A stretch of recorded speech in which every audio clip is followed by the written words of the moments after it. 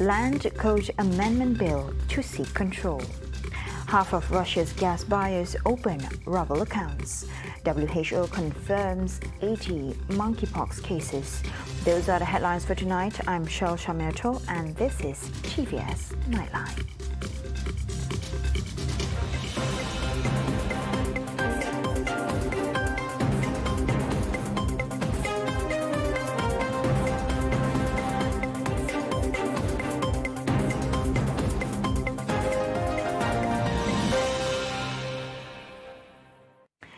The passing of the Land Code Amendment Bill 2022 in the State Legislative Assembly sitting empowers the state government to control the airspace and properties above the surface of the land. According to Premier of Sarawak, Datuk Patinggi Tan Sri Abang Johari Tunapeng, measures have been looked into by the Attorney General 3 years ago. However, no further decisions have been finalised. It's common law. Unless you are signatory to international law that want to use the space. Macam aviation. Meaning, you own the space. That's why you pass that law in Canada because it is based on common law. So, what happens? Space above our land is our property. What is our property? Of course, you need permission to make it supposed to. He said this during the Sarawak United People's Party SUPP 25th Triennial Delegates Conference earlier today. On Wednesday, the Sarawak State Legislative Assembly, with a unanimous vote, amended the Sarawak Land Code following the passage of a bill in the State Assembly that changes the definition of land under the code to allow the state government to control the airspace and properties above the surface of the land as well as the seabed of the state's continental shelf. The amendment also allows the state government to regulate the use of land onshore and offshore, as well as on the seabed, which forms the continental shelf of Sarawak, for the management and storage of carbon dioxide or other greenhouse gases. About half of the 54 companies that have natural gas contracts with energy giant Gazprom have opened RUBLE bank accounts to pay for Russian gas.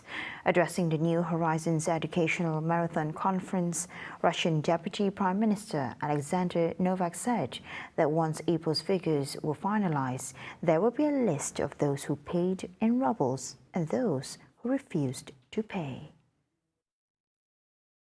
Russian President Vladimir Putin signed a decree on March 31st, approving the new gas for rubles payment plan for buyers from unfriendly countries. They must transfer foreign currency to Gazprom Bank, which will buy rubles on the market, and transfer the Russian currency to importers' special RUBLE accounts.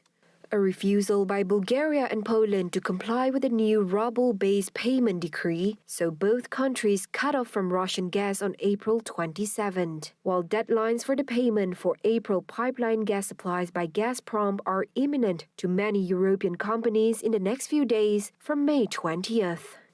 Italy has begun the process of opening two current accounts at Gazprom Bank, one in euros and a second in rubles, on a precautionary basis as the deadlines for payments for Russian gas near.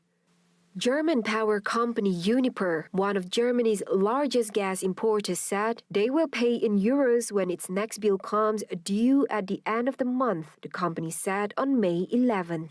Finland's state-owned energy provider Gazprom said it would take its dispute over ruble payments with Russia's Gazprom to arbitration proceedings.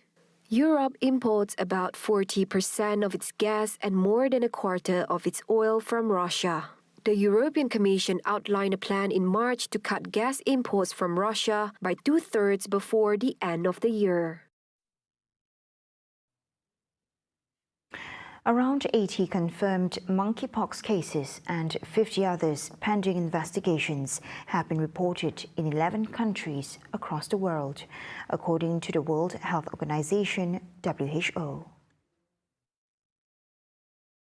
Health experts are highlighting the importance of helping people understand how the infection is transmitted at this point to slow and stop the spread. Professor and former Assistant Director General for Health Security and Environment at WHO, David Heyman, said the virus has found a way that it can be amplified in transmission. As highly promiscuous groups or groups that are in close physical contact together have a greater chance of spreading the virus from one to another, and that it causes an amplification of transmission. Friday saw Germany reporting its first monkeypox case in the state of Bavaria. Britain confirmed another 11 cases, bringing its total caseload to 20. The Spanish Health Ministry reported 23 monkeypox cases on Friday, bringing the country's confirmed cases to 30. Italy confirmed 3 cases at a Rome hospital. The Netherlands reported its first monkeypox case, together with several suspected ones, on the same day. In the United States, the Centers for Disease Control and Prevention is investigating 1 case in Massachusetts, confirmed on Wednesday, and tracking possible cases in the country. Dr. Kate Tulenko, founder and CEO of the health workforce company Corvus Health, suggested that while tensions are high within the U.S. over monkeypox, people can easily reduce infection risks by practicing COVID-19 prevention measures. The recent monkeypox transmissions were of the less dangerous West African strain, according to health experts. Heyman said that there is an existing antiviral drug as well as a vaccine that can help cure or prevent the infection, but at the same time noting that both are currently in short supply.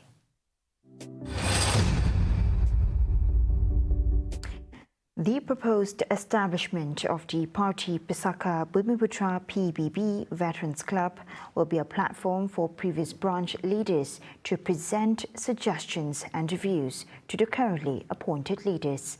PBB Deputy Youth Chief Fazruddin Abdul Rahman said their views are crucial in the effort to improve the party's leadership. Pada mesyuarat agung cawangan 3 tahun sekali, cawangan dan 6 tahun yang lepas, kita telah membincangkan beberapa perkara dan antara perkara yang telah kita bincangkan adalah penubuhan kelab veteran PBB. Sebagai contoh, di kawasan Tupung sahanya, kita ada lebih kurang 8 ranting, di mana ketua rantingnya telah memberi laluan kepada pimpinan-pimpinan yang lebih muda lagi untuk mengetuai suatu ranting tersebut. Tetapi mantan ketua ranting ini masih lagi mempunyai semangat, mempunyai tenaga, mempunyai idea yang boleh dikongsikan bersama dengan kami PBB tingkat cawangan. Jadi pendapat kami sayang kita mensia-siakan idea-idea mereka ataupun keringat mereka. Jadi kita membuat keputusan untuk membentuk satu kelab veteran PBB di mana kita boleh kumpulkan veteran PBB kita untuk menjadi platform kepada mereka memberi pandangan, memberi karangan kepada kami di peringkat cawangan. Meanwhile, he said Undi 18 gathered positive responses from the community in the Tupong area, and a total of 500 youths were successfully gathered to join the special PBB wing for youth. Seperti contoh, di kawasan N6 Tupong, dalam masa yang singkat kita telah berjaya mengumpul lebih kurang 500 belia-belia kita yang minat untuk memberi khidmat bakti mereka kepada PBB dan menyertai parti politik. Jadi begitu juga saya mendengar daripada rakan-rakan daripada cawangan-cawangan yang lain.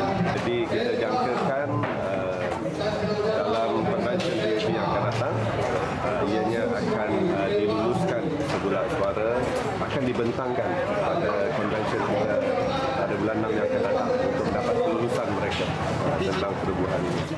Earlier, PBB President Datuk Patinggi Tan Sri Abang Johari Tun Openg had announced that a new wing focused on youth aged between 18 to 28 years will be created. He added that PBB Sarawak will amend the constitution of the party to implement the proposal, as the party will be a special dynamic party for the youth and people of Sarawak based on the current political and economic situation. In line with the government's aim in improving the socio-economy, as well as introducing the culture and products of Sabah and Sarawak, efforts will be strengthened in order for the products to penetrate the global market. Deputy Minister in the Prime Minister's Department for Sabah and Sarawak Affairs, Dato Hanifa Hajar Taib, said the participation of entrepreneurs from Sabah and Sarawak in the Borneo Native Festival, which will be held for 3 days in Kuala Lumpur, is the best step in providing exposure and strategic collaboration network with other entrepreneurs in West Malaysia. Jadi kami amat bangga, amat happy dan kami ingin memperkasakan lagi dan banyak-banyak terima kasih dengan sidap penganjur pelaksana dari situ. It takes a lot of good work and I'm very happy dengan sidap. She said so while visiting the Borneo Native Festival at Kuala Lumpur on Friday. Borneo Native Festival 2022 is the first to be held in the capital and will run for 3 days from 20th to May 22nd. A total of 70 participants from Sabah and Sarawak took part in the festival. Apart from selling traditional handicrafts and food, cultural shows, traditional dance competitions, workshops, and food demonstrations were also presented. The festival was also attended by former Miss Universe Malaysia Francisca Luhong from Sarawak and singer Marsha Milan, Nikki Palikat, and Velvet Aduk from Sabah. The festival was organized by Sukaseni in collaboration with Sabah Creative Economy and Innovation Center, SINIC, Ministry of Tourism, Arts and Culture, Sarawak Economic Development Corporation SEDC, and the Ministry of International Trade, Industry and Investment Sarawak. Coming up right after the break, Malaysian FINSWIMMERS finished 6th and voting closes in Australia's East. Right here on TVS Nightline. Stay tuned.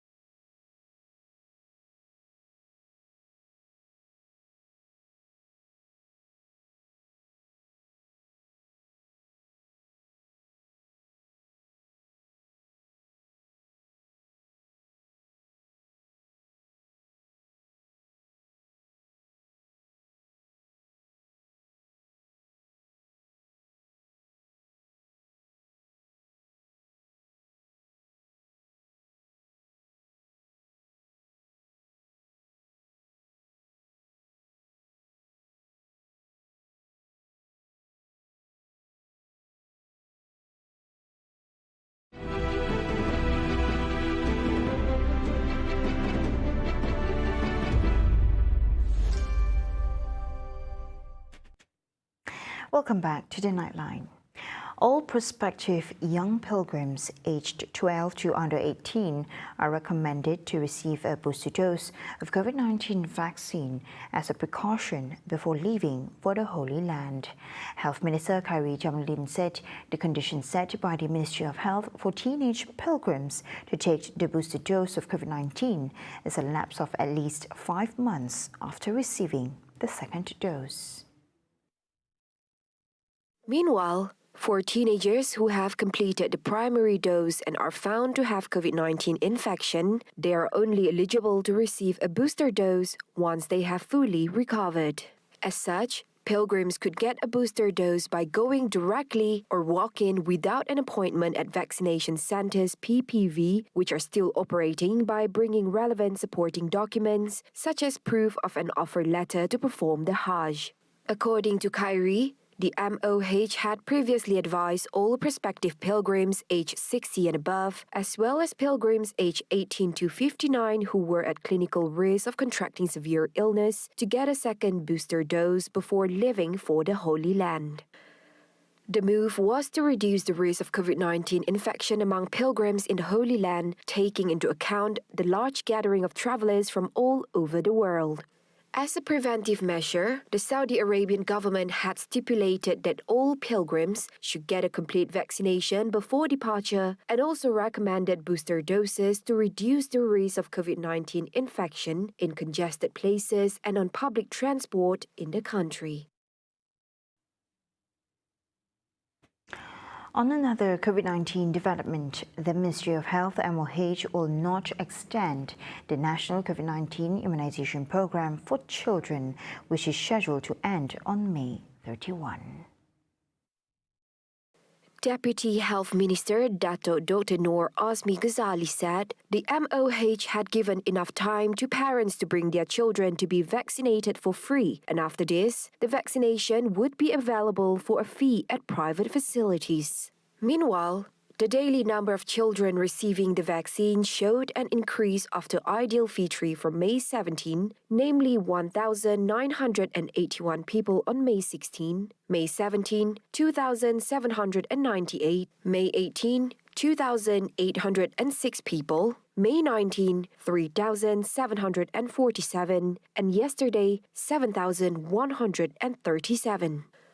Sarawak recorded the highest percentage of children who had been vaccinated at 87.4%, followed by Kuala Lumpur, Johor, Negeri Sembilan, Penang, and Labuan.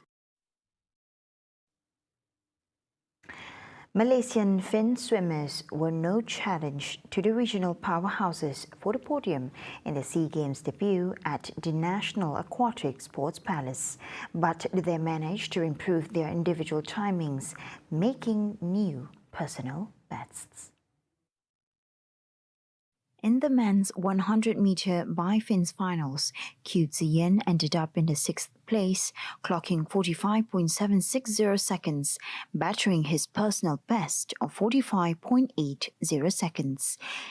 Indonesian Harvey Hubert Marcelo Hutasuhut clinched the gold with a new games record of 43.510 seconds. Host swimmer Hui Nguyen 43.760 seconds and Andityo Panikoro 43.980 seconds of Indonesia took the silver and bronze respectively.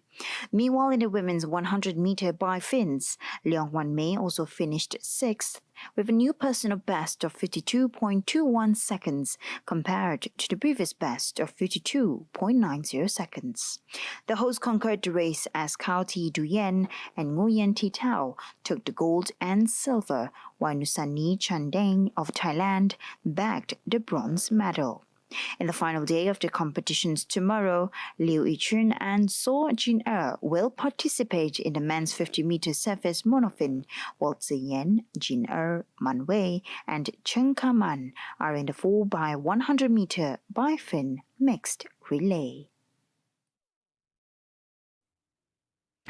Malaysia has managed to attract new investments worth 16.52 billion ringgit from the United States through the Trade and Investment Mission. During a press conference on the trade and investment promotion mission to the United States, he said that companies that had committed to invest in Malaysia include Insulet, Forotech, Amazon Web Services, and Q Health, as well as additional investment projects by Texas Instruments and Boston Scientific. The 10-day trade and investment mission, which kicked off on May 9th, had focused on innovative and high-value-added new sectors, especially the semiconductor industry, digital economy, and medical devices, in line with the national investment aspirations, which focus on high-quality investments and the latest technology. Currently, the U.S. is Malaysia's third largest global trade partner and export destination, while Malaysia is the U.S. 17th largest trade partner, with a total export potential to the U.S. at 1.44 billion ringgit. Despite the challenging global economy and economic uncertainties following the outbreak of the COVID-19 pandemic, total trade between the two countries increased by 21.4% year-on-year to 217.10 billion ringgit in 2021. Malaysia's exports to the U.S. rose by 30.4% to 142.20 billion ringgit, with the main exports comprising electrical and electronic E&E products and rubber-based products. Meanwhile, imports from the U.S. rose by 7.4% to 74.87 billion ringgit. 3 Malaysians were nabbed after an attempt to smuggle drugs on May 18 was foiled by the Singapore Immigration Checkpoints Authority (ICA). The detection prompted subsequent enforcement operations by the Central Narcotics Bureau, in which a total of 3 suspected male Malaysian drug offenders aged between 23 and 28 were arrested at different locations in Singapore over 2 days. The drugs involved were 17,704 grams of heroin, 261 grams of ice, and 2 grams of ecstasy tablets. In the evening of May 18, the statement said that the Malaysian registered car entered the immigration clearance lane at the arrival car zone and was subjected to routine checks. Bundles of suspected drugs were found in the car boot, and the 28-year-old Malaysian driver was immediately arrested and referred to CNB for investigation. Meanwhile, in a follow-up operation conducted in the early morning of May 19, the statement said CNB officers arrested 2 Malaysian men in the vicinity of Bedok North Street 1. Investigations into the drug activities and suspects are ongoing.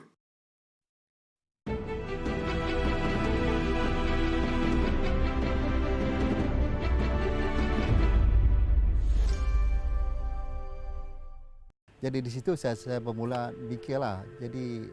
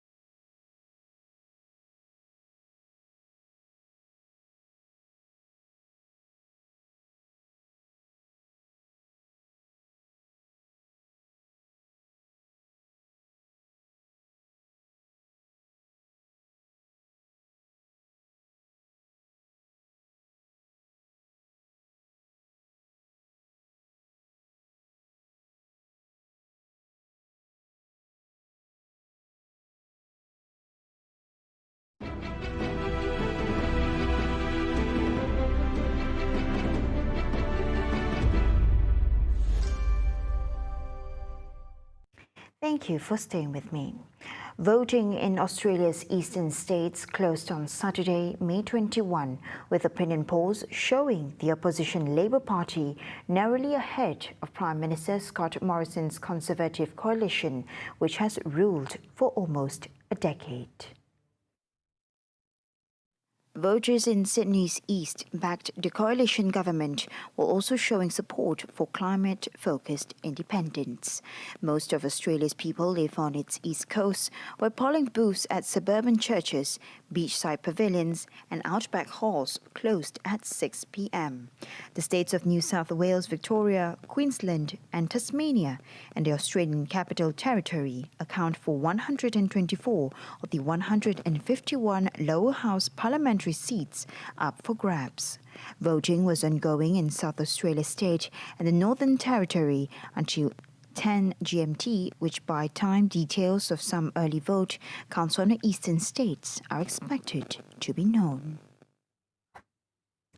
U.S. President Joe Biden and his new South Korean counterpart Yoon Suk-yeol met in Seoul on Saturday, their first diplomatic engagement since the latter's inauguration 11 days ago. Biden and Yoon said the country's decades-old alliance needed to develop not only to face North Korean threats, but to keep the Indo-Pacific region free and open and protect global supply chains. The friendly encounter between allies is clouded by intelligence showing North Korean leader Kim Jong-un is prepared to conduct nuclear or missile tests. Yoon, keen for South Korea to play a bigger role in regional issues, is expected to make his country one of the inaugural members of Biden's Indo-Pacific Economic Framework, which will be announced during the trip to set standards on labor, the environment and supply chains. The South Korean president has also signaled a tougher line on North Korea than his predecessor and is expected to ask for Biden's help. Yoon has warned a preemptive strike by South Korea if there is a sign of an imminent attack and vowed to strengthen the South deterrent capability.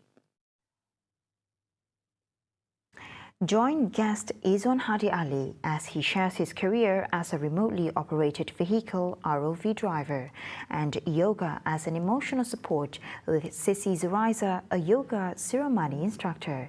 Tomorrow at 7:30 a.m. join our host on Sejahtera Asia only on TVS channel 122 and My Freeview.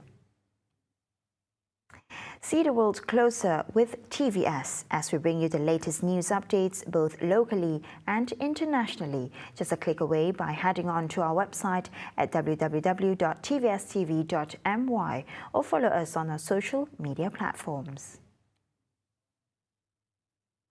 That's all the time we have for TVS Nightline. I'm Shao Shomiato and thank you for watching.